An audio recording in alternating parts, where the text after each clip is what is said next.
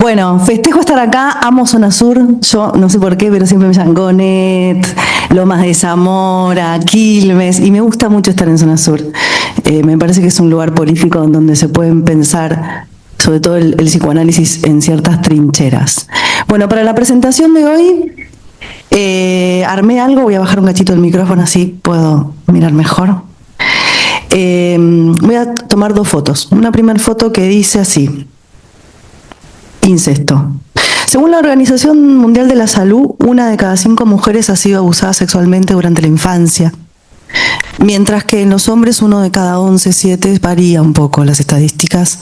Yo creo que en realidad es 50 y 50. En Argentina no existen datos oficiales, aunque se estima que el número no dista demasiado de estas estadísticas que se dan a nivel mundial. En la mayoría de los casos, lo ocurrido permanece oculto. Según el estudio realizado por el Argerich, el 60% de las situaciones no se realiza la denuncia y solo 1/3 de los chicos afectados pide ayuda. Tomando los datos aportados por el Programa de Víctimas contra la Violencia de Nación cuando existía, el 70% de los abusos a menores se dan a nivel intrafamiliar, estadísticas que se confirman también a nivel mundial, números para nada menores. En Argentina y en el mundo, la familia es el principal ámbito donde se da la violencia sexual y solo el 16% de los chicos pide ayuda. Los que callan sienten vergüenza, tienen miedo a ser señalados o a sufrir represalias de sus agresores. De acuerdo con los informes, de cada 1000 abusos que se cometen, se condenan solo a 1. Y las penas se aplican generalmente cuando el agresor es de bajos recursos económicos. Las relaciones de poder están intactas, ¿vieron? Sí. Ojalá fuera el cutis la relación de poder, ¿no? Entonces queda todo intacto, pero no. La mayoría de los casos que suceden en la clase media y en clase alta permanecen en la impunidad y ni siquiera llegan a denunciarse. ¿Pero es esto nuevo? Ya en la época de Freud, en el París de Charcot, a mí me gusta decir eso porque uno ya de golpe, ¡puc!, te crece la Torre Eiffel, el Sena, no importa por ahí. Pero no, uno se imagina estar ahí. Entre 1858 y 1869 se verificaron 11.576 casos de personas acusadas de violación. Las víctimas, en su mayoría mujeres menores de 16 años, incluso de hasta 4 y 5 años de edad. Segunda foto. Acerca del suicidio. Según lo indica la Organización Mundial de la Salud, las tasas de suicidio en América han subido un 17%.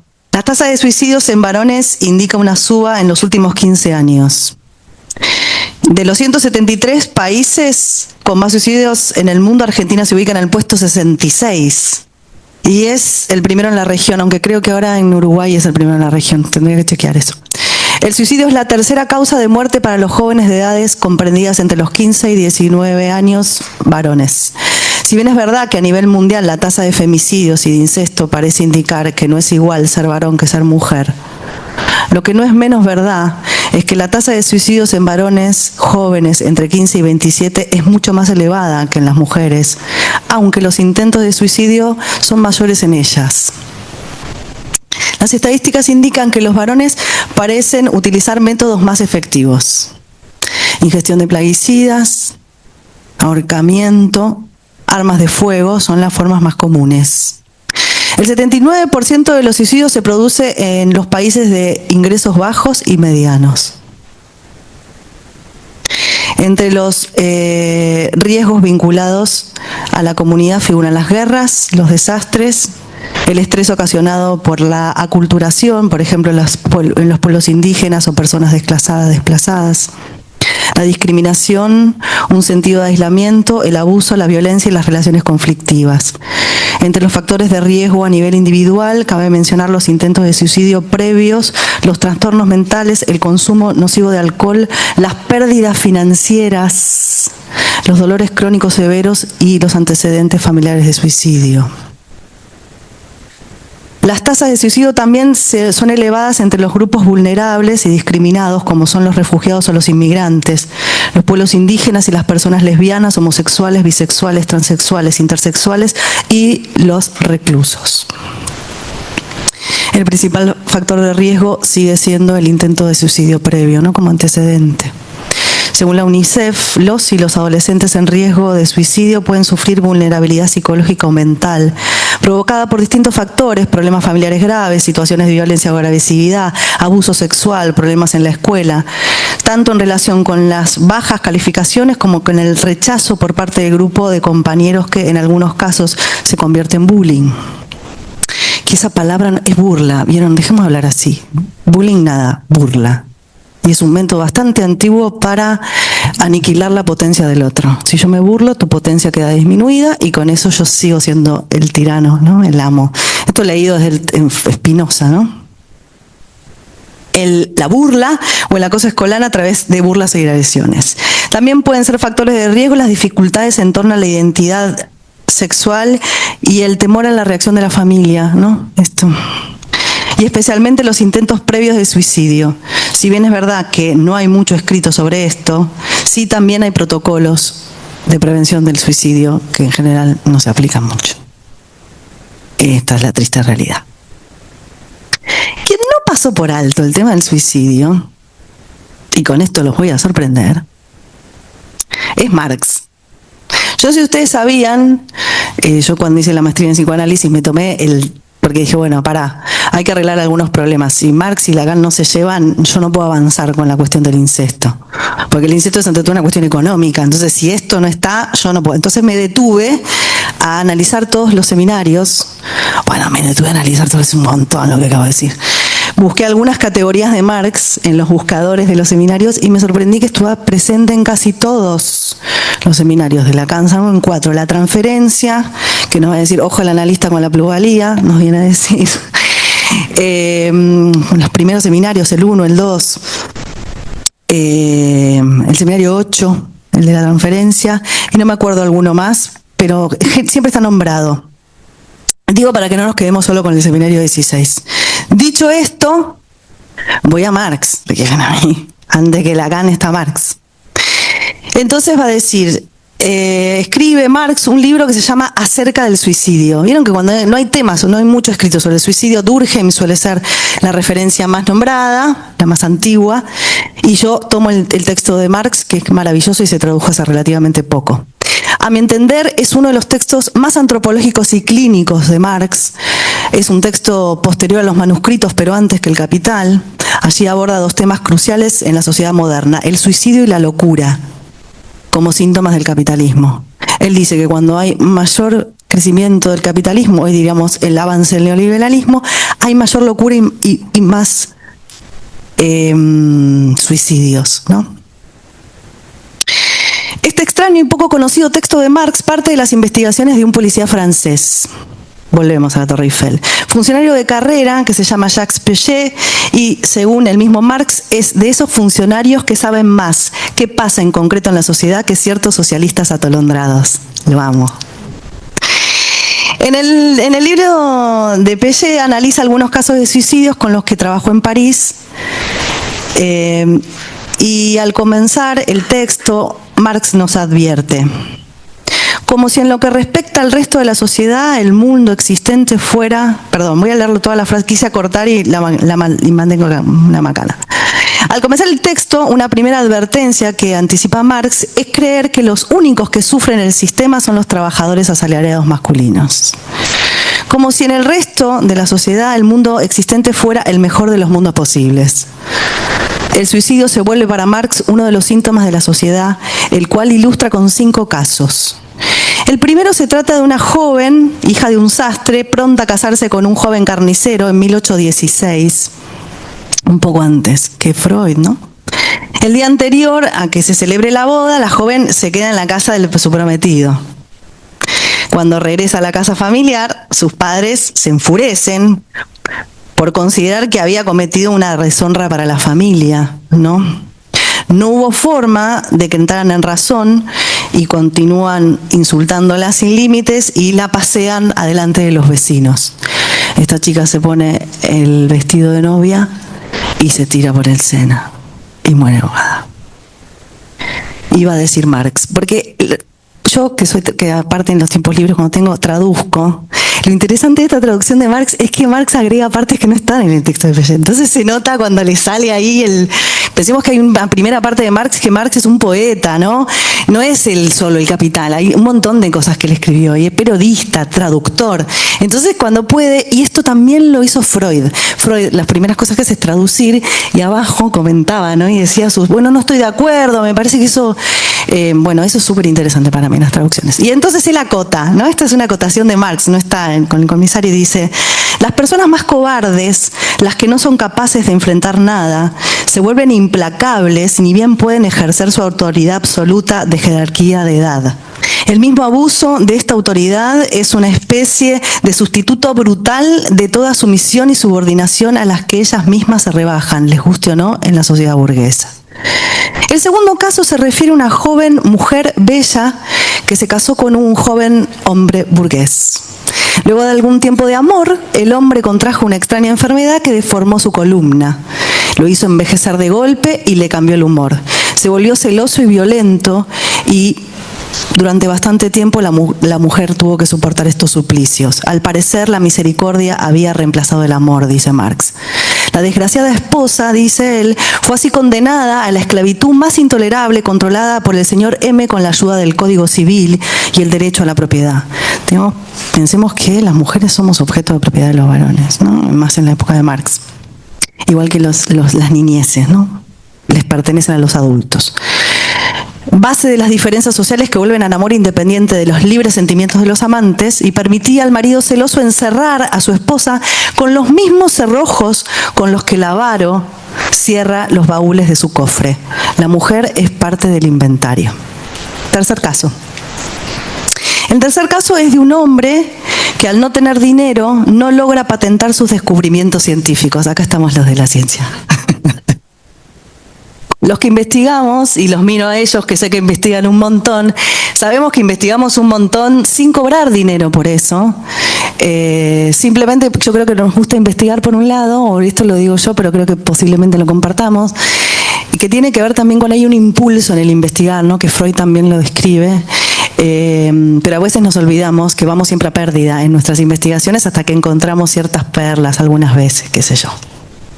Esto de Marx y Lacan para mí fue una perla encontrarlo, ¿no?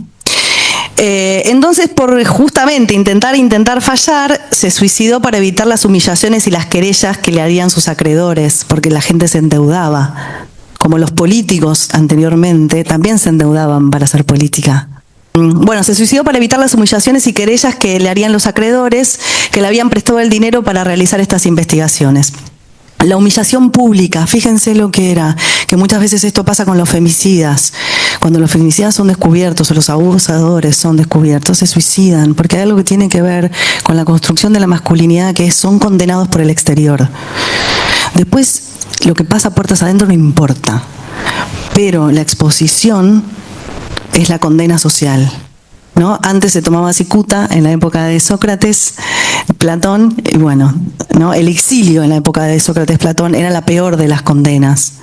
El cuarto caso se trata de una joven burguesa de familia de banqueros que quedó embarazada producto del abuso de su tío con el que convivía. La joven concurrió al médico para realizarse un aborto sin explicar el contexto en el que se había producido el embarazo. El médico se niega a realizarlo y le sugiere irse a vivir al extranjero. Ella se suicida. El quinto caso refiere a un militar que fue despedido sin muchas explicaciones, intentó ingresar al mercado laboral, pero le fue imposible y se suicidó.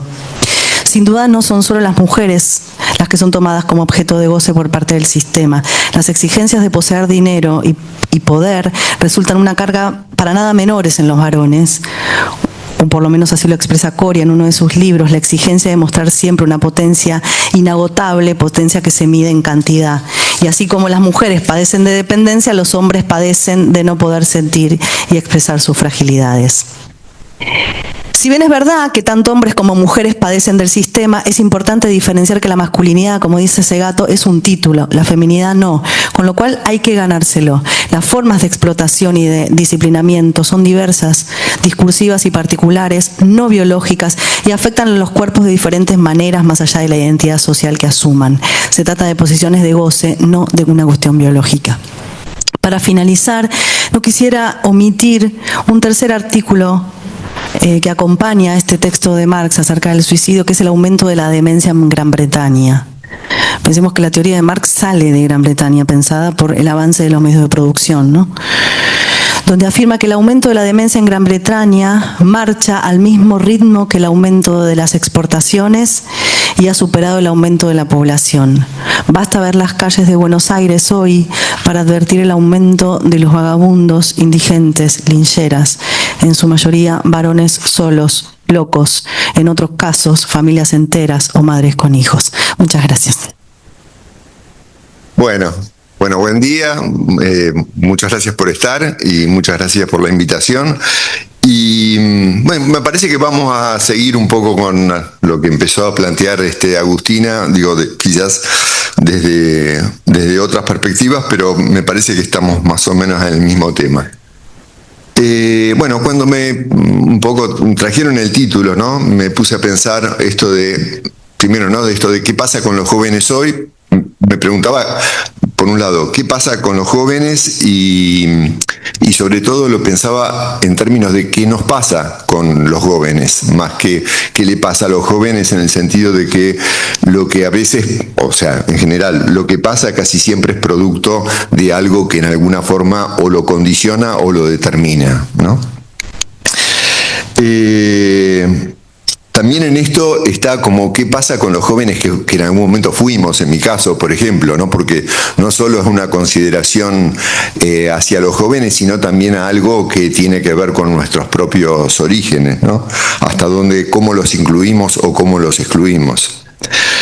Y bueno, voy a plantear algunas hipótesis un poco quizás raras o escandalosas, pero bueno, en principio encontré esto lo había leído hace muchas veces, pero nunca lo había tomado en cuenta de este modo.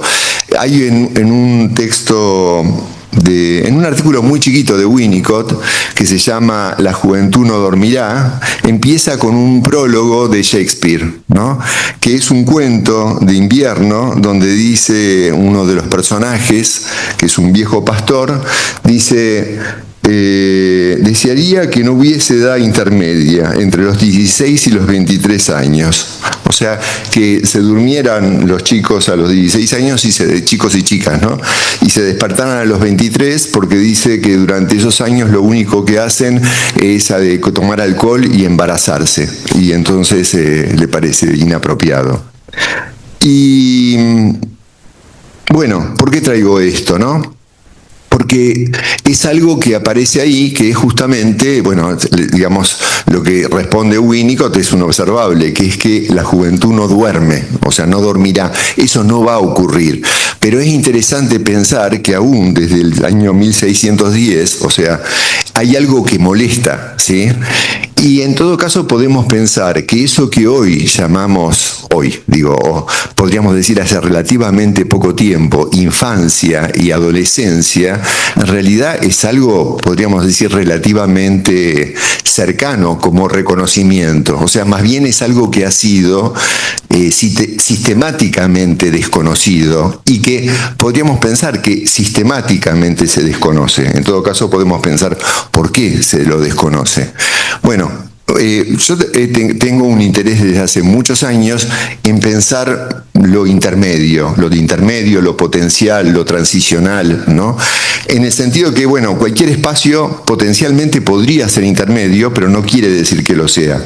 Este espacio podría ser un espacio intermedio, todo depende de algo muy central, que es qué posibilidades tenemos de hacer uso. Yo puedo tratar de hacer uso de este espacio y puedo tratar también, de alguna manera, como a veces en un encuentro, un poco en la línea de Spinoza, que eventualmente también ustedes, todos, hagamos uso. Pero eso no es algo que está dado y no es algo fácil. Básicamente es muy importante como tratar de visibilizar y desnaturalizar ciertos obstáculos que tiene que ver un poco con esto que también planteaba Agustina, ¿no? Sobre qué sucede con el poder. O sea, el poder en alguna medida instaura ciertos condicionamientos, obstáculos que están de tal modo naturalizados que son invisibles. Entonces, claro, parece que no los hubiera, parece que si eventualmente hay problemas somos nosotros los problemas, o son los jóvenes.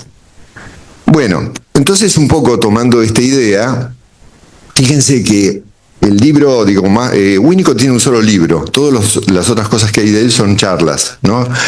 El único libro que tiene, que está traducido como Realidad y Juego, no se llama Realidad y Juego, se llama Jugando o Jugar y Realidad, porque básicamente lo que él plantea ahí es que es el jugar, pero no el jugar como un divertimiento o como un entretenimiento, sino que es, para él, el jugar es un hacer, ¿sí? Es una actividad psicosomática integrada, ¿sí? Y es un hacer que implica, un hacer creativo, destructivo también, y dice que es eso lo que produce la realidad humana, ¿no? Está producida, si no hay otras realidades que no son humanas, ¿no? Pero la realidad subjetiva es producto de eso que podemos o no podemos hacer, ¿sí? Que es algo que podemos llamar paradigmáticamente jugar, pero que no tiene nada que ver con la idea de solo entretenernos o divertirnos. Y él lo dice él y lo dice Pontalis también en el prólogo, dicen algo que a mí me parece que se quedó muy corto. Él dice primero que el psicoanálisis tiene una deuda con el jugar. Lo dice también Pontalis, porque carece de las categorías para reconocer los espacios intermedios. Pero yo creo que primero, no es solo el psicoanálisis, es la cultura. La cultura rechaza, la cultura no es que tiene una deuda, por decir, tener una deuda es reconocer que hay un saldo negativo. No, hay un rechazo sistemático de la cultura, ¿no?, a lo largo de la historia de la humanidad, que rechaza las áreas intermedias. Y en todo caso, después vamos ahora a poder pensar cómo es eso. Por eso me interesan las áreas intermedias, porque lo que advierto es que están sistemáticamente rechazadas. Entonces, no es tan sencillo solo pensar que se pueden como constituir o construir.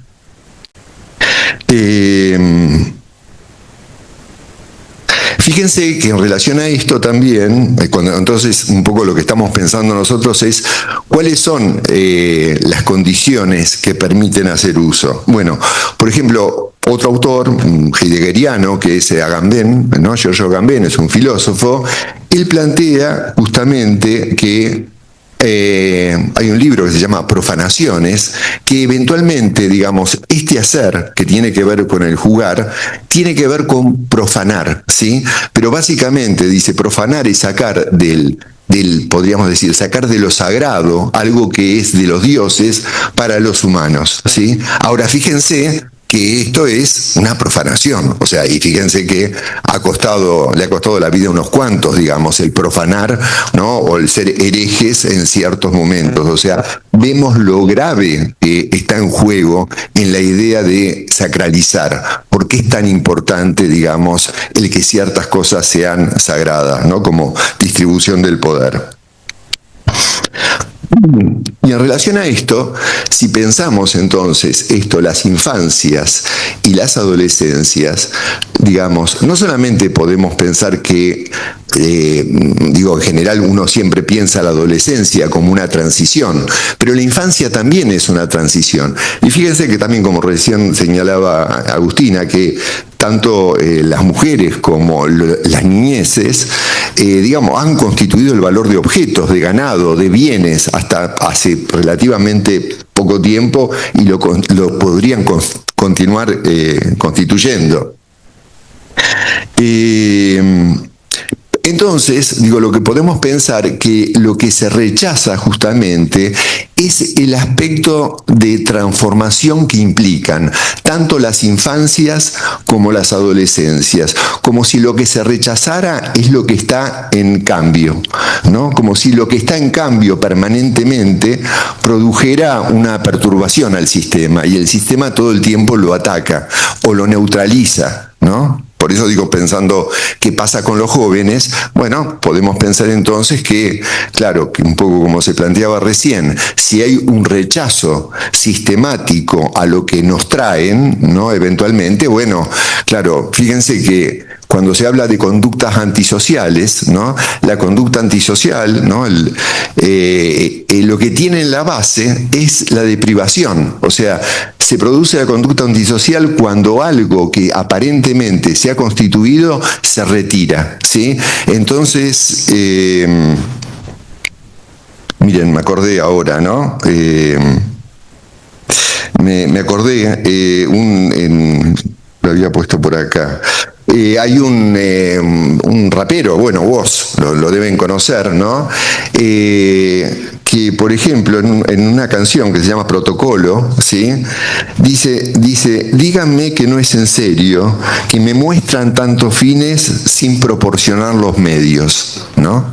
No digo para pensar qué pasa con los jóvenes, ¿no? Básicamente eso es lo que tiene que, bueno, Winnicott cuando plantea la conducta antisocial dice que en realidad, como también es el robo en los niños, es que se busca, digamos, lo que busca es algo así como conseguir por derecho propio, por mano propia, lo que no se le da. Y es esa la posición que tienen los jóvenes, ¿no? Lo que dice Winnicott al respecto, dice, la adolescencia no desea ser comprendida, desea existir, ¿sí?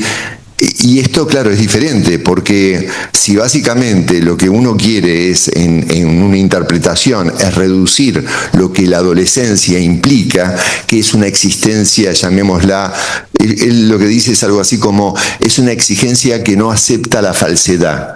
Pero claro, que no acepte la falsedad significa que la adolescencia lo que busca es hacer una experiencia, ¿no? Esto es un poco también en la línea de lo que plantea Agamben, de que lo que se rechaza, ¿no? Cuando decía lo que tiene que ver con el jugar y con el hacer, es que se rechaza el campo de la experiencia. Se rechaza, digo, y lo que vemos es que en general, en la cultura en la que vivimos, lo que rechaza es que todos hagamos experiencias, por lo que implica las experiencias de perturbadoras y porque lo que implican las experiencias en cuanto a cómo afectan las relaciones de poder. Entonces, por supuesto que esto tiene que ver con sentirse real, digamos, ¿no? Eso que hacen los adolescentes. Y también, fíjense que la cultura valoriza a lo adulto, ¿no? ¿Y de qué modos valoriza a lo adulto? Valoriza a lo adulto como algo que está establecido, ¿no? Y fíjense que en las religiones y en la mayor parte, por lo menos de las culturas tribales, lo que están en juegos en los ritos iniciáticos es este pasaje de la niñez a la adultez que es instantáneo, básicamente, y que es importante, ¿no? Que en esa instantaneidad se pierda toda la condición, podríamos decir, previa, que es algo así. Y fíjense esto, ¿no? Algo muy elemental que es tremendo. A los niños desde muy pequeños, desde los 2, 3 años, cuando van pasando, les dicen casi siempre, ya no son ustedes los niños del año pasado, ahora ya son más grandes, lo cual supone que eso que pasaron era negativo y que de lo que se trata es de que pasen a esto otro, perdiendo todo ese carácter previo, ¿no? Que claro, que en alguna medida uno podría pensar que a lo mejor, no sé, carecían de alguna habilidad, pero básicamente, digamos, lo que va introduciendo la educación desde esta perspectiva es una normatividad, la normatividad que regula el poder. En ese sentido pienso eso, ¿no? Que rechaza todo lo que está en transición. Y fíjense una cosa, bueno, ahora voy a hablarles un poquito, no sé, tengo todavía cuántos minutos. Bárbaro. Bueno, voy a contarles muy pequeñas experiencias para que pensemos esto ligado a lo que implica este rechazo del jugar y del intermedio, ¿no? Primero, ¿no? Cuando se dice, el pueblo no gobierna sino por sus representantes. Bueno, esto no es, o sea, el pueblo no gobierna ya es bastante malo, digo, ¿no? Y está confesado, ¿no? Pero que sea a través de sus representantes nos hace pensar, digo, en ese sentido, que los representantes no tienen tanto una función representativa, porque no la tienen claramente, sino básicamente a que de lo que se trata es de que el pueblo no haga una experiencia de gobierno, ¿no? Básicamente, de a que sea. Después, fíjense los carteles que hay ahora en la ciudad de Buenos Aires. Dicen, ¿no? Un poco, la ciudad sin manteros, o sea, sin una economía paralela, porque no es posible desarrollar otra. La ciudad sin gente en la calle, como si la gente que vive en la calle lo hiciera porque le gusta y no porque eventualmente hay una crisis socioeconómica terrible. Y dice la ciudad sin ocupas, ¿no? Claro, como si no hubiera problemas de vivienda y a la gente le gustara vivir en viviendas desarmadas y abandonadas. O sea, fíjense, este es el discurso de la cultura en la que vivimos, ¿no? No solo es un problema de gobierno, no solo son problemas partidarios, son problemas que están en la cultura. Fíjense otra cosa, ¿no? Las puertas en las escuelas secundarias, esto es algún dato histórico. Los chicos se quedan en la puerta de la escuela. Fíjense que normalmente se dice a los chicos no les gusta ir a la escuela, y menos a la secundaria. Y sin embargo, salen y se quedan en la puerta. Y en la puerta de las escuelas hacen lo que en general no hacen nada demasiado malo. Hacen lo que no les dejan hacer adentro de la escuela. Y lo hacen en la escuela. Desde adentro de la escuela, si la respuesta es obsesiva, les dicen, no pueden hacer esto acá, se tienen que ir 2 cuadras, 3 cuadras, no importa que lo hagan, lo que no queremos es verlo. ¿Por qué? Porque lo que hacen en la puerta interpela al interior de la escuela. Y como en el interior de la escuela, en la cultura, no nos queremos ver interpelados con eso que muestran, que es a lo mejor besarse, acariciarse, tomar un poco de alcohol, fumar, encontrarse con los otros, con el otro turno, compartir esa experiencia, ¿no? Se rechaza eso. Y del mismo modo que se rechaza eso, fíjense recientemente algo que ya ocurrió y también es interesante que ocurrió en la crisis del 2001, la toma de escuelas, ¿no? En este caso es interesante pensar, alumnos y profesores toman la escuela, ¿no? Primero se dice, nadie quiere ir a la escuela, y sin embargo la toman, ¿no? Y no solo que ya van, se quedan a dormir, dan clases públicas, ¿no? Uno diría, hacen uso de la escuela. El poder rechaza por completo eso, dicen, hagan cualquier cosa, hagan paro, pero no tomen la escuela, ¿no? Como si dijeran, esto es el comienzo de lo peor, ¿no? Que hagamos uso, que nos apoderemos de lo que nos pertenece, como eventualmente muestra esa adolescencia, digamos, con conducta antisocial. Y si pensamos esto, también lo podemos pensar, ¿no? Trabajamos con un grupo de colegas hace muchos años y miren, creo que ya tendría que ir terminando. Bueno, voy a decir lo último. Esto es una investigación hecha desde hace unos 20 años. Se pueden comprobarla en cualquier espacio público. En el hospital que nosotros trabajamos, empezamos a ver, en realidad, ¿cómo es esto? No es que no ocurría, lo empezamos a ver, dejó de ser algo invisible y natural.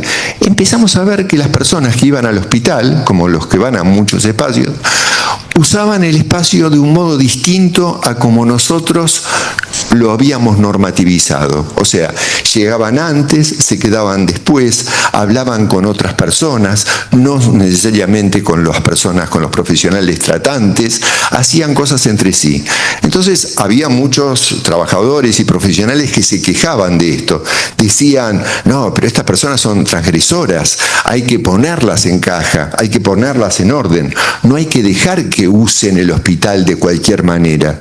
Nosotros lo pensamos un poco al revés y dijimos, pero ¿no será que cuando las personas hacen uso, ¿no? Hacen uso desde esta perspectiva, ¿no será que incluso creo que Freud no estoy seguro si en Inhibición, Síntoma y Angustia, habla de un tratamiento a medida? ¿No será que están haciendo un uso del hospital y ese uso es parte de un tratamiento que se dan a sí mismas, que quizás es aún más significativo que el tratamiento que nosotros creemos darle?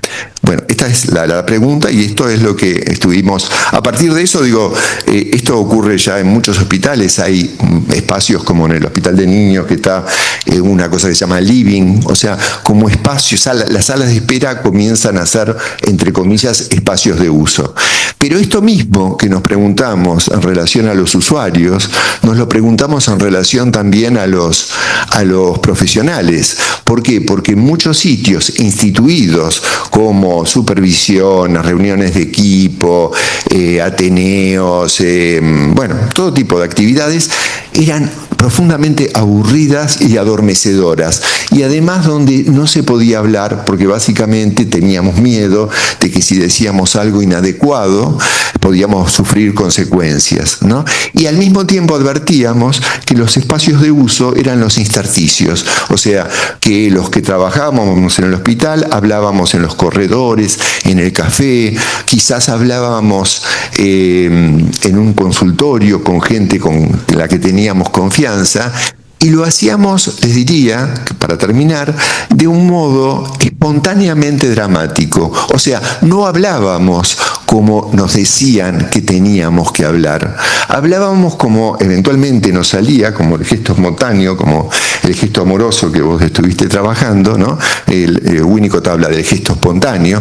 Es un poco algo que tiene que ver con la infancia y con la adolescencia, y era en la medida, digo, hablábamos de una manera espontáneamente dramática, porque en alguna medida teníamos la experiencia, la sensación de que eventualmente el otro y los otros iban a hacer lugar a eso.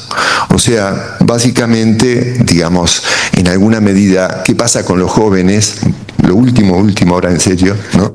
Era, no, quería tomar algo, ya no me creen, pero no importa. Soy mentiroso y me hago cargo de eso, ¿sí? No tengo ningún problema. ¿Sí? Bueno, entonces la última mentira es, me parece muy interesante, probablemente lo conozcan a Leibowitz, Ignacio Leibowitz. Él ha trabajado mucho, muchos de sus trabajos tienen que ver con la crisis del 2001, que nos aporta también algunas ideas a nosotros, que es, bueno, él piensa en esto de pensar sin Estado, digo, y cuando dice pensar sin Estado, no es tanto que esto implique que no sigamos peleando políticamente en relación al Estado, sino que también pensemos primero micropolíticas en relación a un Estado soberano que está en retroceso, y que entonces implica que seamos nosotros los que tengamos que apropiarnos, un poco en esta línea, de los espacios y de los tiempos que nos tocan, ¿no? Y él cita algo que es muy interesante, no estoy seguro si lo cita en Pensar sin Estado o en Chicos en Banda, que es una experiencia que hacen en Córdoba, en donde en una escuela que está al lado de un barrio bastante marginal, muy violento, los chicos van armados. Entonces, cuando los chicos van armados a la escuela, bueno, cualquier situación en el recreo podría generar una situación de peligro para ellos y para terceros. Entonces, lo que se les ocurre, y fíjense que eso no está dentro del sistema curricular ni del Ministerio de Educación, es que ponen una armería en la escuela. En esa armería, digamos, le proponen a los chicos que dejen, cuando están en la escuela, que dejen las armas, que las guardan los adultos responsables, y que cuando los chicos salen de la escuela les devuelven las armas, porque si no, no creerían que se las pueden dejar, ¿no? Y aparte, donde eventualmente los adultos, en vez de hacer caso omiso a lo que ocurre afuera de la escuela, reconocen que hay una situación, una sociedad violenta fuera de la escuela, con lo cual entienden que esos chicos tienen que estar armados afuera de la escuela, aunque pueden estar desarmados dentro de la escuela, con lo cual se genera, podríamos decir, un nuevo espacio que no existía, que es un espacio, podríamos decir, de paz o de tregua, aunque sea por esas horas. Y en ese sentido podríamos pensar que si podemos, ¿no?, si a partir de un espacio intermedio se puede crear, digamos, una situación de tregua durante unas horas, hay posibilidad que algo de que ese espacio también en algún momento pueda salir. Pensaba la pregunta de este conversatorio que excede ampliamente el campo de la psicología y del psicoanálisis, ¿no? Porque en el caso de las infancias, bueno, de la juventud, de las adolescencias y las juventudes, se trata de procesos complejos que entonces requieren abordajes integrales y multidimensionales. Nada de lo que podamos decir solo desde el psicoanálisis alcanza. Pero vamos igual a conversar y hacer un esfuerzo de poesía. La conceptualización entonces de la condición o la transición juvenil, que es esta etapa que ubicaba Eduardo, a la que ya se refirió, digamos, Winnicott en ese escrito que trae, ¿no? Más o menos entre los 16, lo estamos ubicando, no porque sea algo que haya que situar cronológicamente, ¿sí? Pero bueno, más o menos entre los 15, 16 y los 25, podríamos decir, o igual me llama la atención la precisión con que la sitúa en ese, ¿no? Digo, porque es lo que sigue siendo aún hoy ese periodo de la juventud, aunque todo ha cambiado tanto, y ahí voy. Entonces, la conceptualización de la condición o transición juvenil en ese intervalo de tiempo surge hace muy poquito. En el siglo estamos hablando fines del siglo XX, principio del siglo XXI, porque si bien la infancia, digamos, es verdad que también es como muy nueva como constructo, y las adolescencias también, en el caso de la juventud es mucho más aún, porque a medida que se fue extendiendo, digamos, aumentó la expectativa de vida, ¿no? Del adulto, y la adolescencia como una prolongación, se ubica la instancia de la juventud y sus trabajos constitutivos, psíquicos también, que tienen que ver con concluir esa etapa adolescente de cara a la adultez, ¿no? Entonces, aparecen una serie de estudios, de legislaciones, de políticas y dispositivos para el abordaje integral de los derechos de las nuevas generaciones, y esto implica no solo la adolescencia, también la etapa de la juventud, diferenciada de la adolescencia. Entonces, esta se sostiene, bueno, fundamentalmente en aportes de tres perspectivas. Una de las perspectivas que hacen sus aportes para avanzar en esta línea de pensar las juventudes, políticas, dispositivos, etcétera. Una de las perspectivas puede ser la biológica evolucionista, ¿no? Que concibe a la vida de los jóvenes de un modo más lineal y fragmentada en ciclos, etapas, subetapas, ¿no? De modo fijo y superadoras, unas respecto de otras, y que se basan en la descripción de hechos observables empíricamente y supone a la juventud como una etapa de cataclismo, de tormenta o crisis, ¿sí?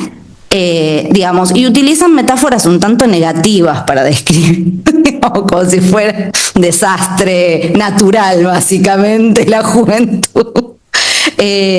Bueno, después tenemos la perspectiva sociológica, que lee la juventud como un tramo biográfico, ¿no?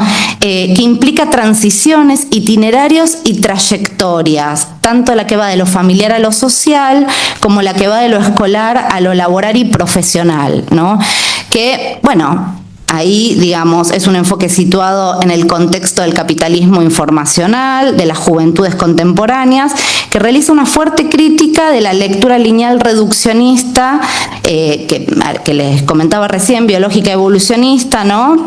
De los procesos de incorporación de los jóvenes a la vida adulta propia de las sociedades modernas e industriales. Un poco en sintonía con lo que traía August. Esta perspectiva sociológica de la juventud como tramo biográfico entiende al joven como actor social, sujeto histórico y protagonista de su vida, al articular de modo complejo los diferentes aspectos biológicos, psíquicos, socioculturales, ¿no? Y destaca la potencialidad del enfoque integral complejo. Uno de los referentes más importantes, digamos, de entender las juventudes como procesos, efectos sociales, con perspectiva longitudinal de trayectoria, es Bourdieu, no sé, acá la tenemos para pronunciarlo bien. Yo soy un queso con los idiomas, por suerte está August. Bueno, en fin, bueno, esa es la otra perspectiva. Y finalmente, la perspectiva psicoanalítica, que es claramente desde la cual nos situamos, en la que más cómoda me siento y sobre todo por mi formación, esta perspectiva psicoanalítica de la juventud es entendida como un tiempo donde la juventud es entendida como un tiempo de la vida que se presenta como una experiencia, ¿no? No dejemos por fuera la noción de experiencia que traía Eduardo, no me voy a detener porque ya la desarrolló, de experiencia enigmática y conflictiva, ¿no? Y cuando nos referimos a enigma y a conflicto nos estamos refiriendo a la dimensión singular del sujeto deseante, el amor y la demanda, esa dialéctica, ¿no? Amor, deseo, demanda, cuerpo, afecto, lenguaje, real, simbólico, imaginario, si quieren, que teje la trenza constitutiva, ¿no? Para que devenga nudo que se pueda fijar como una estructura a la salida de la juventud, a la salida de la juventud. O sea, el sujeto se sigue constituyendo. Y requiere del mismo soporte, sostén del otro, no con la misma prematurez de la primera infancia, pero sí, vemos en la clínica. Entonces, como una experiencia enigmática, entonces leemos la juventud, una experiencia enigmática y conflictiva, tanto para el sujeto como para los otros, que esto es lo que traía también Eduardo en cómo articular la pregunta que nos reúne hoy, ¿no? Quizás hacernos la pregunta también por el otro, por quién lee eso.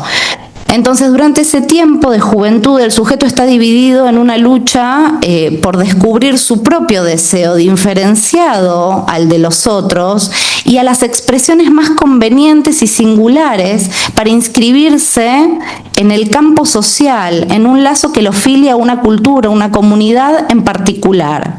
Y durante este tiempo, el joven está, durante este tiempo, el joven, digamos, a lo que se está, el trabajo que lo ocupa, es el del acto fundante de poder elegir y apropiarse del conjunto de códigos, de reglas, de prescripciones, de discursos, de lenguas, sentidos, para poder significar el mundo en que vive y poder usar eso de brújula en la trayectoria de la vida adulta, ¿sí? Entonces me gusta referirme al trabajo que acontece en las juventudes como el de acomodar de algún modo los sueños y los juegos, ¿no? O a través del juego, acomodar los sueños a proyectos sustentables y realizables en la adultez, ¿no? Como un momento de acomodar ciertos sueños, ideales también, bueno, todo ese material que se vino gestando, ¿no?, en los otros tiempos constitutivos. Ahora bien, ante este enigma juvenil, el adulto debe detenerse y poner un freno a sus propios deseos y necesidades de resolverlo desde su propia perspectiva adultocéntrica. Es decir, ofrecerse como referencia, pero esperar a que el sujeto deseante aparezca en la escena para poder leer sus señales y acompañar, apuntalar de lado estos trabajos. Porque para fijar el propio criterio, los propios proyectos, ¿no?, horizontes, la propia estructura, se necesita una referencia gramatical al otro, ¿no? Se necesita de que se logre constituir esa instancia del gran otro, el otro del código, el del signo, el de los signos de amor. Y cuando digo amor no digo solo ternura, hay tres vertientes del amor: sexual, tierna y hostil. Las tres son constitutivas del sujeto y de lo humano. Entonces, es fundamental la referencia gramatical al otro. ¿Qué es esa referencia, esa instancia que se constituye en el famoso estadio del espejo, ¿no?, el complejo del prójimo, el desdoblamiento en A' mayúscula? Bueno, entonces, esta referencia gramatical al otro, digamos, este gran otro, el otro constituido como lugar del código, del signo, el otro primordial o el de los primeros cuidados y el amor, ¿no?, que se empieza a constituir en ese tiempo, va a ser fundamental, porque, bueno, ahí sucede, digamos, es el refugio, digamos, es el lugar donde acontecen esos juegos, ese área intermedia, A mí me gusta decir con la cuestión del gesto de amor que justamente el otro constituido, digamos, de ese modo y a partir del gesto, digo, los gestos de amor del otro, del cuidado y de la ternura, acompañan al sujeto hasta el umbral del acto, ¿no? No es lo mismo acompañar, ¿no?, que empujar, que meter, que forzar, que, bueno, digo a propósito de la función del adulto también, ¿no?, y de este gran otro. Pero bueno, si me preguntan entonces cuál creo que es el operador fundamental para operar o concluir estos trabajos, ¿no?, de pasajes juveniles, les diré que el gesto de amor tierno, el único capaz de inaugurar y sostener el campo del signo disponible, abierto, en suspenso, para poder hacer esos trabajos, esos juegos constitutivos. Freud decía que para cualquier logro cultural y ético de la vida hace falta recurrir a la ternura de la infancia. Miren qué importante entonces son esas operatorias y pensemos en nuestros jóvenes, ¿no? Digo. Bueno, entonces decía que esto, que hace falta recurrir a la ternura de la infancia, porque solo ella permite armar un lazo fraterno. No traje la cita textual, esto no es textual, es una operación de lectura, pero lo dice bastante literal igual, que dice que el lazo, digamos, fraterno, la hermandad, solo es posible a partir del afecto tierno. Esto es algo presente en Freud. Entonces, el predominio de la ternura sobre el odio y la rivalidad es la clave para la existencia de una cultura, de la sociedad, de una comunidad, entre otras, con lugar para los jóvenes además, ¿no? Y lo que aún está haciendo el joven de esos trabajos de la infancia, de la adolescencia, ¿no? Después, bueno, también hay una referencia muy linda en Dolto que habla dice que, bueno, el final de la adolescencia, el final de la adolescencia, dice, a partir de los 16 años, es el momento de ruptura y me gusta la palabra que usa, fragilidad fecunda. Digo, fíjense qué distinto a las otras dos perspectivas que tienen una impronta más negativa, digamos, de la juventud. Bien, una fragilidad fecunda, me gusta la expresión. Y Lacan, en 1972, en la conferencia de Milán, habla de las juventudes, para mi sorpresa, y dice que son una placa sensible, ¿no? Dice, en ellos está la esperanza. Esas cositas voy a decir nomás, después de lo que dije de Freud, y bueno, no puedo dejar de citar también a Ferenczi, soy una ferviente... sobre todo, bueno, si de ternura se trata, el Infans del psicoanálisis dice que, bueno, que la ternura, un poco Ulloa creo que avanza sobre esta idea ferenciana, que es ferenciana, que la ternura hace a la patria del sujeto ético. En línea con lo que decía Freud, fíjense, ¿no? En relación al complejo del prójimo y la fraternidad. Entonces, bueno, en este punto, con esta idea que nos transmite Ferenczi de la ternura, siendo la patria del sujeto, ¿no?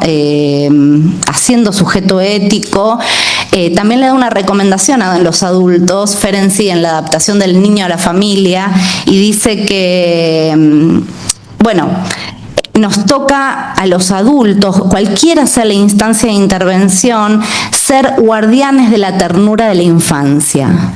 Ser guardianes, y fíjense, esto si lo tomamos en sintonía con Freud y lo tomamos en sintonía, digamos, con lo importante que es poder, ¿no?, preservar esa ternura de la infancia, cuando a veces todo el tiempo estamos apurando a los jóvenes y diciéndoles, ¿no?, como que, no, eso es de chiquito, o no, o cuándo vas a, o deja eso, o lo vemos jugando con un niñito, ¿no?, a la altura de un niñito, y todo el tiempo estamos tratando de sofocar esa ternura, esa vertiente tierna en el joven. Sobre todo en el joven, porque en el adolescente todavía un poquitito se lo permitimos quizás, pero en el joven, a partir de los 17, 18, como si no tuviera que existir la ternura. Digo, y esto también trae fuertes implicancias en los efectos extravagantes que trae, bueno, y del horror que trae August. Entonces, uno de los problemas más graves que tenemos actualmente es que los jóvenes no cuentan con esos otros del código, del signo, ¿no?, de amor y la ternura, que funcionan como marcos referenciales disponibles para poder hacer estos trabajos de sujeción, elección, apropiación e incluso de transgresión, ¿no? La crisis y fragmentación del otro como garante puso fin a los grandes otros, a los grandes relatos e ideologías, y eso es un problemón. No quiero igual, llorar sobre la leche derramada y ponerme nostálgica, ¿no?, que siempre hubo otro que fue mejor. No solo las referencias al otro han cambiado en este punto, sino que también las reglas de lo permitido y lo prohibido, de lo íntimo y lo público, lo privado, la construcción del tiempo y del espacio, ¿no?, que se apoya en códigos referenciales diferentes, a los cuales me parece que nos tenemos que hacer la pregunta si el otro está a la altura, digamos, de esos cambios también. Era otra pregunta que se me armaba. Lo que los jóvenes de hoy llamamos entonces cultura del riesgo, de la urgencia, lo inmediato, lo ilimitado, que se caracteriza por los consumos, las violencias, las crueldades, es efecto de una profunda crisis del otro, del código, del signo y del lazo del sujeto a este. El punto es que esta crisis, en los tiempos constitutivos juveniles, le exige a cada joven sujeto un mayor trabajo subjetivo, ¿no?, para el armado de su singularidad, de su propio estilo, del modo de habitar el mundo y el lenguaje. Y no están los lugares disponibles para que haga esos trabajos, que están costando más aún que en otros tiempos, con lo cual es más complicado el panorama. Y en este marco a mí me parece notable, quiero destacarlo también, para no ponerme tan nostálgica ni pesimista, me gusta más la mirada doltiana, ¿no?, en ese punto, que es destacable, es notable la flexibilidad y rapidez adaptativa de los jóvenes al nuevo mundo, ¿no? También es maravilloso. Al mundo de la gran ilusión digital o la Big Data, pero también, y paradójicamente, de las más profundas desilusiones de la humanidad, ¿no? A partir de todo esto, pensaba que entonces hoy llegar a ser jóvenes, a poder hacer los trabajos de las juventudes, trabajos psíquicos constitutivos de las juventudes, es un gran desafío, ya que es poder alcanzar los confines de la adolescencia, donde se fija la estructura, las identificaciones, las elecciones de objeto, la autonomía, proyecto de vida, la ciudadanía, el ejercicio de la ciudadanía, ¿no? Y que hay que ser muy valientes para decidir dar ese paso hacia la juventud en este mundo, porque muchos se quedan antes, fijados en lo infantil y lo adolescente, digo, y no es casual, digo. ¿No? Hay que ser muy valiente para decidir en este mundo de tanta desilusión dar ese paso, y con apenas unos retazos de un otro del amor y del cuidado a disposición y de la ternura. Así que a la pregunta ¿qué le pasa a los jóvenes hoy? Se me armaba un poco así como traía Eduardo, que se nos arma, cada uno se le arma su pregunta. ¿Qué lugar para los jóvenes o las juventudes hoy en el otro? Pensaba, ¿no? Para hacer esos trabajos. ¿Qué otro para los jóvenes de hoy? Y sabemos que desde que nacemos hasta que se fija el nudo de la estructura, a la salida de la juventud y de cara a la adultez, se necesita un lugar, una superficie, un hueco, un mínimo hueco en el otro, cuerpo hablante, que sea tierno y no anónimo, o sea, deseante, para poder hacer esos trabajos constitutivos. No sé qué le pasa a las juventudes hoy, habría que preguntárselos a ellos, a cada uno de ellos, ¿no?, en su singularidad, cómo transitan esos trabajos. Por lo pronto, podemos, para obtener algunas respuestas, detenernos a escucharlos y leerlos en su música, como trajo Eduardo, en sus producciones artísticas, políticas, literatura, en su poesía, su rap, su reggaetón, su recaté, sus coreos de TikTok, sus mangas, sus juegos online, sus redes, sus lenguajes, su solidaridad y su empatía.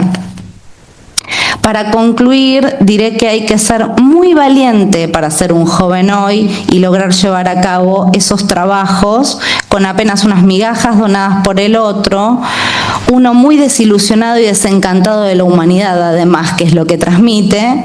Rara hazaña, y acá lo cito a Galeano, con la ternura invicta. ¿Sí?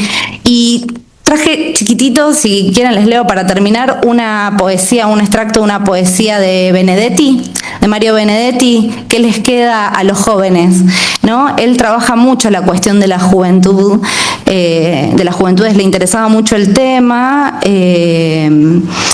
Toda la obra de Benedetti es un recordatorio de la importancia de la juventud, la función de la juventud en la sociedad y de cómo, a pesar de las adversidades, se puede encontrar la esperanza, como también decía Lacan en Milán, y la belleza en la vida a partir de mirar las juventudes y escucharlas.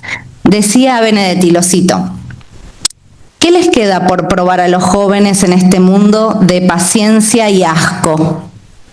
¿Solo graffiti, rock, escepticismo? También les queda no decir amén, no dejar que les maten el amor, recuperar el habla y la utopía, ser jóvenes sin prisa y con memoria, situarse en una historia que es la suya, no convertirse en jóvenes prematuros, winnicottiano.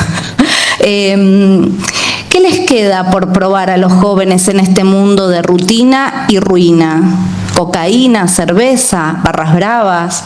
Les queda respirar, abrir los ojos, descubrir las raíces del horror, inventar paz, así sea a los ponchazos, entenderse con la naturaleza y con la lluvia y los relámpagos, y con el sentimiento y con la muerte, esa loca de atar y desatar.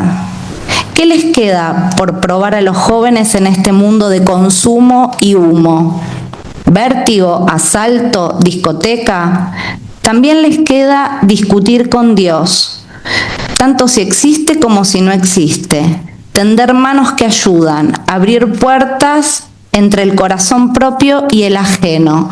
Sobre todo les queda hacer futuro, a pesar de los ruines de pasado y los sabios granujas del presente. Bueno.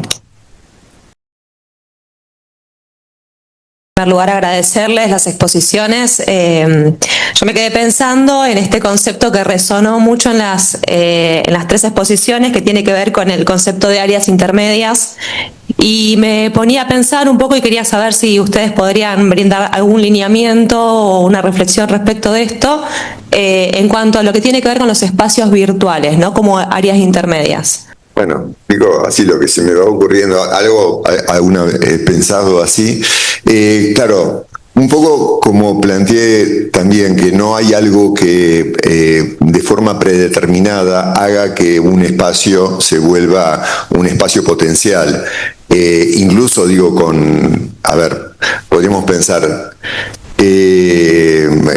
todo el área que llamamos virtual, ¿no? Que además se ha desarrollado tanto a partir de la pandemia, ¿no?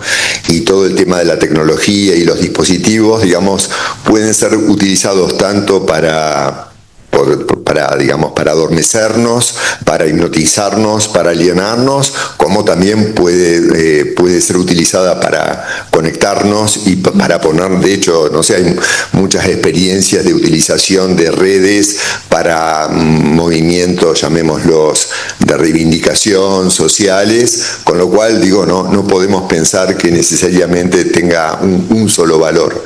Pero lo que sí es que podríamos pensar que hay algo en cómo se han constituido todos estos sistemas tecnológicos que, si bien, digamos, los podemos pensar como instrumentos o como herramientas, podemos decir, hay algo, a mi entender, en la cultura y en el capitalismo que nos va ganando, ¿sí?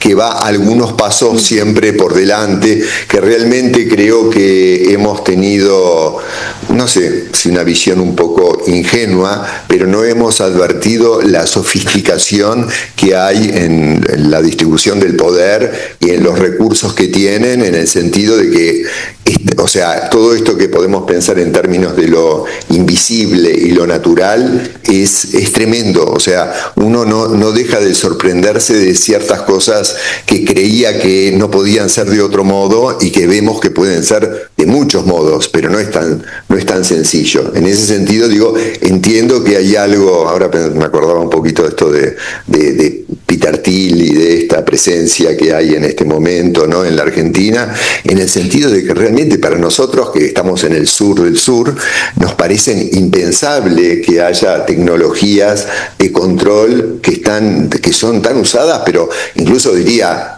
en términos de lo que pensamos de lo político, ¿no? Claro, por momentos creemos que lo político es estar reducido a lo electoral, y lo electoral está completamente, como podríamos decir, como intervenido, con lo cual es un problema en ese sentido, digo, el tema de que podamos usar la tecnología para también hacer experiencias.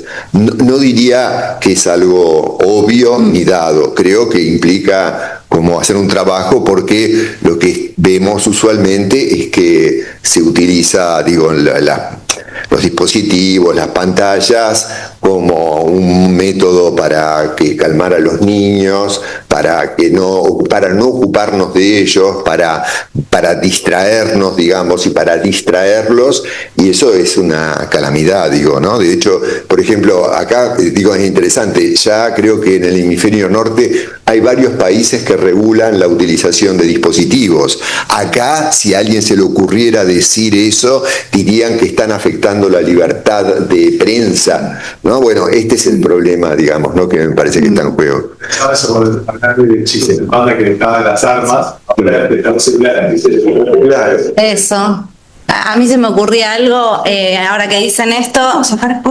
Así. Se puede. Sí, por el fin. Para que se escuche. Ok.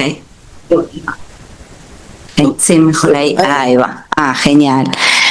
No, pensaba que había traído otra referencia que no llegué a comentar, que es a Brignoni, un escrito, digamos, que hace en 2012, que trabaja las adolescencias y juventudes. Es interesante porque define lo que es la tribu del pulgar a las adolescencias y juventudes, y dice, bueno, cómo fue en realidad reemplazándose el teléfono que se usaba para hablar, fue tomando territorio la mirada, la cuestión de la mirada sobre la palabra, ¿no? Y sobre el hablar, la cuestión de la mirada. Y hace todo un análisis muy interesante que les recomiendo sobre esto, la mirada y el tiempo real, lo instantáneo. Bueno, esto a propósito de las redes, ¿no? Se me ocurría como para pensar. Yo el otro día estaba viendo una entrevista que le hicieron a Lucrecia Martel, no sé si la conocen a Lucrecia Martel, y ella decía que está tan absurdo el mundo, no voy a decir cómo lo dice Lucrecia Martel, pero bueno, les doy mi versión.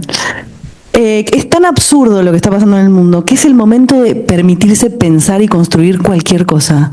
A mí me pareció tan potente ella dice, no crean que es un optimismo esto, ¿no? Pero sí me pareció que es algo, incluyéndonos a nosotros como profesionales, lo pienso, animarnos a teorizar, animarnos a pensar otra clínica, que siga sin apabullar a los pacientes, pero que los escuchen. Eso por un lado. Y por otro lado, otra cosa es que vos, escuchándote, Leila, cuando hablabas, pensaba que hay la direccionalidad de la pulsión, no solo cambia o sea, una cosa es la mirada y otra cosa es la palabra y la voz, ¿no? Pero que también está la direccionalidad de la pulsión modificada. O sea, yo consumo imagen, que es muy distinto de poder hablar. Y me parece que esto es un problema enorme. Se incorpora y... Sí, sin regulación. Lo que se incorpora sin regulación, sobre todo, ¿no? Individualmente, porque también es otro. Sí. Sin el otro. En soledad. Sí, en soledad. Con la ilusión de... En primer lugar, gracias por organizar esta actividad de formación no arancelada y de calidad, a los 3 por venir un sábado a la mañana. No sé si pregunta, fui anotando algunas cosas. La pregunta creo que un poco la respondió recién. En primer lugar, esto de los usuarios, ¿no?, en el hospital, que por algo se empezó a usar este término, ¿no?, el de usuario. me parece que eso nos lleva un poco, lo puse en diálogo enseguida con Mario Rovere, que es uno de los grandes médicos sanitaristas, que él siempre dice, ¿no? Esto de que el hospital es al médico lo que para el sacerdote es la catedral, ¿no? Ahí hay algo que tiene que ver con el poder, ¿no? Con el poder médico hegemónico, pero creo que esta pregunta del uso que hacen no es solo para el hospital. Justo recién Agustín hablaba, ¿no?, de la clínica. Me parece que esa pregunta por el uso o por qué es lo terapéutico es una pregunta que se puede extender a todos los espacios, a todos los dispositivos de los que formamos parte. Por otro lado, esto de la transición me hizo pensar también en las clases sociales, ¿no?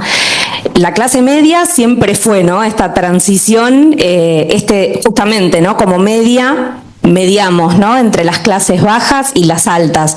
¿Qué está pasando ahora? Que, bueno, nos quieren hacer desaparecer, ¿no? ¿Qué pasa con este atenuante al conflicto social que siempre fue la clase media? Y por último, lo que era un poco la pregunta que creo que recién se respondió, con las compañeras de salud y consumos del colegio, venimos tratando de pensar los consumos más allá de las clásicas sustancias, venimos pensando un poco lo que sucede en los entornos digitales, y lo que me preguntaba es si podemos pensar las apuestas online, la venta de contenido, como uno de estos intentos del sistema, ¿no?, de neutralizar.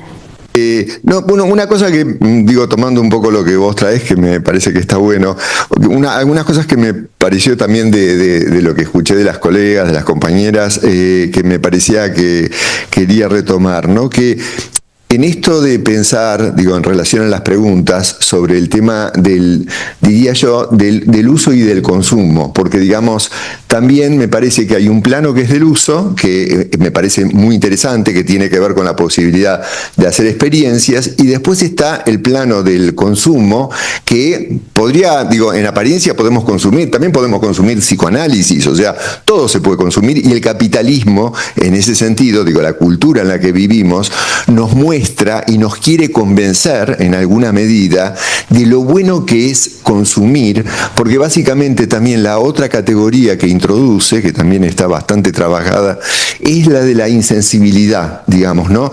Consumir, y el consumir tiene una ventaja, por decir así, que es que nos torna insensibles, y tornarnos insensibles está vendido como algo muy bueno, ¿no? Digo, casi la mayor cantidad de imágenes que están ligadas a lo que es el comercio mundial está ligada a gozar de ciertos privilegios para tornarnos completamente insensibles. Y en ese sentido, digo, también es interesante en la línea esta que vos traías, ¿no?, de la ternura, ¿no?, de la ternura y diría yo de la sensibilidad, porque una cuestión que también, digo, pensaba, ¿no?, en relación a estos escritos que aparecían en la ciudad de Buenos Aires, que algo tan elemental como, por ejemplo, mirar a la gente que está en la calle, mirarnos, hablar, que nos cuenten por qué están en la calle, qué les pasa, qué necesitan. Fíjense que está también dicho, ¿no?, digo, de hecho en la publicidad del gobierno de la ciudad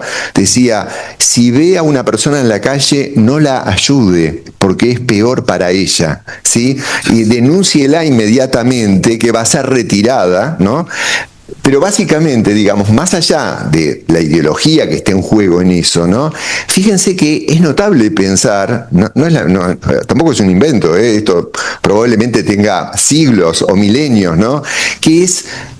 no, porque si hay gente en la calle, no, digo, puede pensarse como un mal ejemplo, pero puede pensarse como algo que nos puede pasar a todos, ¿no? Si compartimos con esas personas, bueno, probablemente haya otros vecinos y todos comencemos a pensar que eso que le pasa a él también nos puede pasar a nosotros, y que si lo ayudamos a él, en alguna medida también nos podemos ayudar un poco a nosotros, ¿no?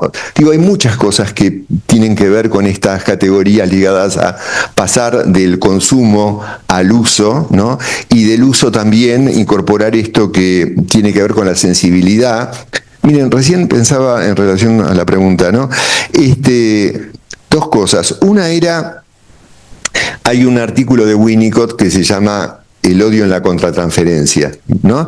Y que a mí me parece muy interesante porque es como un límite, ¿no? Que no podemos negar. Él dice básicamente que los primeros que odiamos somos nosotros. ¿Qué quiero decir? Somos los adultos. Odiamos a nuestros hijos.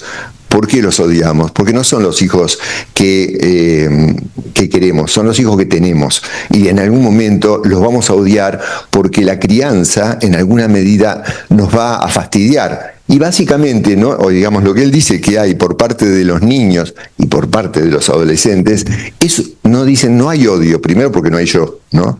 Pero básicamente lo que hay es destructividad primaria y él lo llama un amor indolente, un amor cruel, ¿no? Entonces, esto también nos pasa a los terapeutas o a los que trabajamos con personas. Los primeros que odiamos a nuestros pacientes somos nosotros, mucho antes que los pacientes nos odien a nosotros, sí, a los usuarios, digo. ¿Por qué? Porque no son los que nos gustaría tener, son los que tenemos. Y ellos quieren hacer con nosotros no exactamente lo que nosotros queremos hacer con ellos. Entonces, ¿no? Y no hacen lo que decimos. No se portan bien, ¿no? No se portan bien. Y en el otro extremo entonces pondría, que me parece interesante, es a Derrida, ¿no? Con todo el tema de como él piensa la hospitalidad, ¿no? Y él dice, hay algo en la hospitalidad, él tiene una manera de llamar a ese tipo de hospitalidad como universal, que en alguna forma la plantea como imposible, pero al mismo tiempo como necesaria. Porque básicamente dice que la única posibilidad, digamos, de sostener la hospitalidad es, por un lado, pensar, hacer concebible lo que era inconcebible, y básicamente que el hacerle lugar a la alteridad implica inevitablemente transformarnos. O sea, ese es el principal problema que hay en relación al uso y a la sensibilidad, que la única manera que tenemos de hacerle lugar a los jóvenes y a tener vidas menos miserables es tener alguna disposición a transformarnos. Y hay algo que nos dice todo el tiempo la cultura, es que no debemos transformarnos, que tenemos que ser idénticos y que tenemos que ser insensibles y que para eso está el consumo, ¿no? Bueno, digo, un poquito se me ocurría. Claro. Yo pensaba ahora que los escuchaba en una imagen, como no sé si es como algo que circuló por las redes en pandemia. Le contaba a Beatriz que lo iba a traer, a veces lo traigo en algunas presentaciones y lo pongo de fondo así como de diapo. Lo deben haber visto circular, que dice, es como en un espacio público, parquizado, debe ser la pared como de una municipalidad o algo así, algo muy bonito, muy parquizado, divino. Hay un cartel que dice, ¿no? Prohibido jugar, ¿no? Y los jóvenes lo grafitean, lo borran y sacan una flecha que dice, entonces nos drogamos. Digo, si un espacio público no es para jugar, en la línea de lo que vos traés de la ciudad, ¿no? ¿Para qué es? O sea, ¿y dónde estamos? ¿Dónde nos ubicamos? ¿Dónde hacemos nuestros trabajos? Si no es en un espacio público. Prohibido jugar a la pelota. Entonces nos drogamos. Me parece maravilloso cómo responde ahí el sujeto, digamos, a la prohibición, porque bueno, es esto, es con consumos. Si el gran otro no está disponible, y bueno, entonces nos drogamos. Quería retomar un concepto de Rita Segato de las pedagogías de la crueldad, porque me parece que tiene que ver con esto de las pedagogías de la crueldad, tienen que ver con objetalizar al otro y insensibilizar los vínculos, ¿no? Dice, frente al fluir de lo vital, las pedagogías de la crueldad instalan la inercia y la esterilidad de la cosa. Vuelven al otro una cosa mesurable, vendible, comprable. Y Esther Díaz, retomándola, ¿conocen a Esther Díaz? Es una filósofa argentina que le gusta mucho Foucault, yo la quiero mucho. Esther Díaz en el 2024 escribió un artículo referenciando las pedagogías de la crueldad y dice ella que traspasan el mero acto de matar. Son prácticas sociales que van transformando a las personas en cosas, objetalizándolas, didácticas que enseñan a desritualizar las muertes que el poder despótico ni les preocupa, ¿no? Más bien, con su despotismo las alientan a privilegiar el mercado antes que la vida. La explotación de todo tipo, territorial, laboral, ecológica, social y sexual en especial, son ejemplos y analogías del anhelo extractivista que mueve a tanta crueldad. Y bueno, pienso en pedirles a ver si tienen algunas reflexiones más acerca del suicidio, ¿no? Ha pasado acá en la zona de Quilmes, en muchos colegios que se han visto afectados justamente con esta situación, y charlando con docentes que trabajan en la escuela me decían, por ahí estamos pensando en María, ¿no? Por ponerle un nombre, porque nos dijeron que va al psicólogo, porque nos dijeron, bueno, apóyenla, conténganla, y resultó siendo Susana, que nunca pensamos una situación así, ni los compañeros mismos, y como solución se llamó a psicólogos, que lo que tuvimos que aportar, decía que venía de la mano de hablen, lloren si quieren llorar, estamos acá para escucharlos, y yo decía, pero todo eso ya estaba el equipo de orientación, estaban las puertas de dirección abiertas, estábamos nosotros, pero no se utilizó, ¿no? Esto que decía Eduardo, hay veces que la escuela no quiere ver y hay otras que quiere ver y no sabe cómo hacer eso, ¿sí? Si tienen algo que decir. Bueno, digamos, me parece una cuestión, diría yo, no es solo el suicidio, es la cuestión de la vida y de la muerte, ¿no? Si digamos creemos que hay una vida que no tiene lugar para la muerte, probablemente tampoco tenga lugar para la vida, o por lo menos va a ser una vida sin muerte, que también nos quieren vender una vida sin muerte como una vida, no sé, feliz o completa o, no sé, o placentera. Y digamos, tengo como una referencia cercana que me parece como muy significativa, ¿no? Que es hace un par de años hubo uno, pero diría que hubo varios. Hubo un suicidio en un hospital general de una chica, ¿no? De una adolescente. Y como tuve oportunidad de transitar todo ese momento, eso me dejó pensando muchas cosas, ¿no? Porque, por un lado, les diría, primero no es podríamos pensar, no es tan raro que eventualmente incluso un chico o una chica se suiciden en un hospital, ¿sí? No estoy diciendo que sea bueno eso, estoy diciendo que quizás en ese caso, por ejemplo, pienso que se suicidó en el hospital porque era mejor que suicidarse en otro lado donde a lo mejor eso hubiera sido invisible, ¿no? Ahora, fíjense que eso dejó en los profesionales que trabajaban en ese hospital, los dejó devastados, ¿no? Lo cual también me llamó la atención, porque pensé, bueno, por supuesto que es para estar muy afectados, pero al mismo tiempo, digo, sobre todo los que trabajamos en lo que llamamos el campo de la salud mental, en donde no es infrecuente que las personas y los jóvenes hablen de la vida y hablen de la muerte o hablen del poco sentido que tiene vivir. Por supuesto que vamos a hacer todo lo posible para tratar de que eso no ocurra o para cuidar, ¿no?, las condiciones, ¿no?, para poder vivir. Pero si no encontramos una manera de poder nosotros pensar en la muerte como parte de la vida, podríamos decir, aunque parezca raro, no vamos a poder realmente pensar qué hacemos con esto que vos planteás en términos de suicidio. ¿A qué me refiero con esto? Lo que, por ejemplo, vi en ese hospital, ¿no? Ese hospital se jactaba de que nunca había habido un suicidio adentro del hospital. Fíjense que si un hospital que trabaja en salud mental tiene la jactancia de pensar que eso es un logro, ¿sí?, es básicamente lo que está diciendo es todos los suicidios ocurrieron afuera.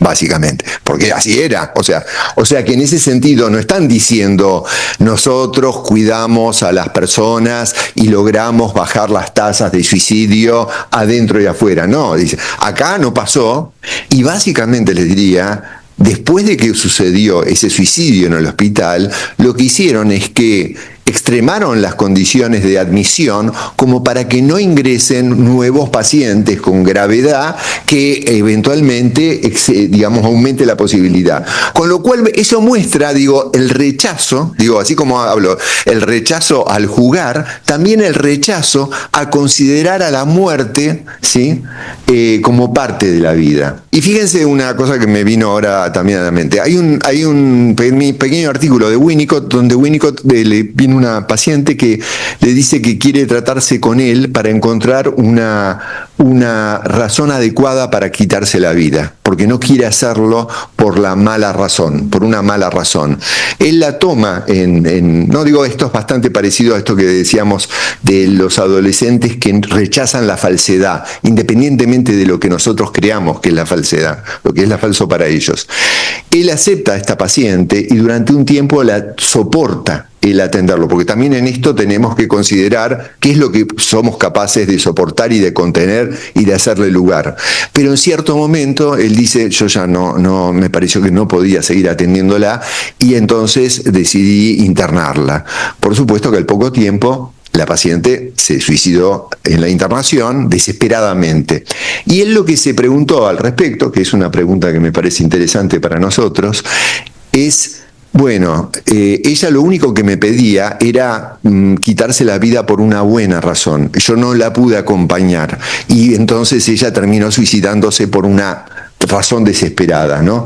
Quizás, digamos, para nosotros está en un límite hacerle lugar a eso que está en un límite que tiene que ver con la vida y con la muerte, que en última instancia podríamos pensar, una buena razón para morir es también una buena razón, puede tener que ver con una buena razón para vivir. Pero si nosotros no logramos concebir, incluso digo con los jóvenes, con los adolescentes, que la muerte existe, es una posibilidad, no es algo que tenemos que desalentar. No estoy diciendo que lo tengamos que alentar, pero sí que, digamos, que el poder hablar de por qué los jóvenes, muchos, se quieren quitar la vida, es como muy importante. No que está mal hacerlo o que hay otras alternativas. Primero tenemos que hacerle lugar a que eso es algo que está ocurriendo, que nos está ocurriendo, que en alguna medida todos de algún modo concebimos algo de eso de alguna forma, ¿no? Digo, creo que no seríamos humanos si no fuera así,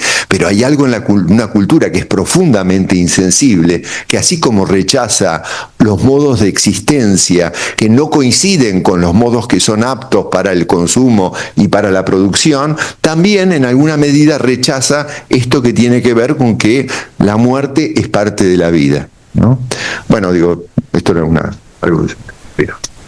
Sí, pensaba también mientras te escuchaba, hay un texto precioso de Winnicott, no sé dónde está el caso este que comentabas, después te voy a pedir el dato, pues no lo he leído, y pensaba en el texto de Winnicott en Realidad y Juego de los procesos adolescentes, muerte y asesinato, que toma la cuestión del suicidio ahí. Es interesante cómo lo plantea, de que, bueno, en la adolescencia alguien debe morir, ¿no? El sujeto o el otro, y cuando eso se lleva, bueno, a la realidad, es interesante cómo lo plantea él ahí, como una bibliografía también para sumar. Yo siempre lo recomiendo. Bueno, pensaba recién si la transferencia sostiene la vida. Eso pensé, ¿no? Como pregunta, ¿no? Tomando esto que vos decías del caso este, que yo no conocía, ¿no? ¿Te digna? Sí, o la posibilidad de muerte digna, ¿no? Me parece que hay algo, es un lugar también para un analista ahí, para pensar, no sé. Territorio igual medio como neblina, pero... Es un buen momento para reconsiderar algunas cuestiones así de la clínica y claro, el acompañar a alguien, digo, como analista dentro del campo de la transferencia, bueno, a veces también implica tener que estar en contacto con personas o que se suicidan o que mueren, digamos, sí. Y por lo menos es algo que al menos debiéramos poder pensarlo nosotros, digamos, sí, ¿no? Yo quería hacerles una pregunta, principalmente porque se nombraron varios emergentes y características de la sociedad actual. Y le quería preguntar, ¿qué lugar van a ocupar las juventudes en estas sociedades cada vez más envejecidas? ¿Cuáles son los desafíos? Si ven alguna ventaja, desde el rol profesional, qué es lo que están viendo en esa perspectiva? Creo que convergen dos cosas, tanto la baja de la tasa de natalidad como la extensión de la vida. Digo, quizás haya yo creo que, o sea, lo que se me ocurre decirte sin la bola del futuro, no, es, fuera del chiste, me parece que fundamental el rol de las juventudes, sobre todo porque van a tender a ser cada vez menos los jóvenes, digamos, que habiten el mundo, y con este rol fundamental, ¿no?, de dar a leer algunas cuestiones, incomodar, interpelar al otro, me parece que es crucial la función de las juventudes, y tendríamos que tender, no sé si el mundo va a ir para ahí, tendríamos que tender a darle más lugares a las juventudes para poder, bueno, leer un poco como termómetro y como brújula de la sociedad, creo yo. Pero bueno, es una opinión ya a este punto. Y a mí la pregunta que se me arma es cómo sostener esta pregunta y poder seguir pensando frente a escenas y frente a la inmediatez, pero digo, no solamente de los procesos y del ritmo que lleva la vida, sino de las propias redes sociales. Pienso mucho en TikTok, digo, la cantidad de escenas y lo performático, lo corporal que está en TikTok, y bueno, uno, ¿no?, exponiendo y representando cosas que me parece que es muy potente, porque de repente aparecen situaciones muy cotidianas, procesos de los chicos, todo lo que pasa, la vida, ¿no?, como en pequeñas escenas de 15 segundos. Y cómo hacer que coexistan, que es un poco lo que venimos tratando, ¿no?, la pregunta y el poder pensar y darle espacio a esto, pero frente a una inmediatez que es arrolladora, ¿no?, como que no permite tanto eso del pensar, y que yo creo que es lo que termina haciendo que le tengamos tanto rechazo, porque realmente no llegamos como a poder pensarlo, porque no nos permite, ¿no? Pero bueno, sí, no sé si es una pregunta, pero sí se me arma ahí algo como que es difícil que eso coexista, o que, bueno, complejo. Hay algo que tiene que ver con la velocidad. Vos decías del TikTok. Lacan, no me acuerdo bien el seminario, creo que es el 22, dice que Marx fue el primero en poder dar cuenta del síntoma del capitalismo, que tiene que ver con una intervención sobre el tiempo. El capitalismo es eso, es un discurso que interviene sobre el tiempo. Esto como una primera parte. Y después me acordé de João Gilberto. A mí me gusta mucho la música brasilera, hago música brasilera, entonces siempre que puedo los cito. En donde dice, bueno, ¿cómo crea la bossa nova João Gilberto?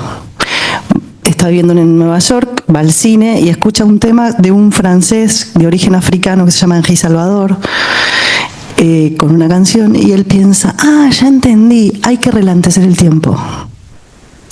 Y para mí esto fue re clínico. O sea, para crear la bossa nova él tuvo que volver más lento el tiempo del samba brasilero.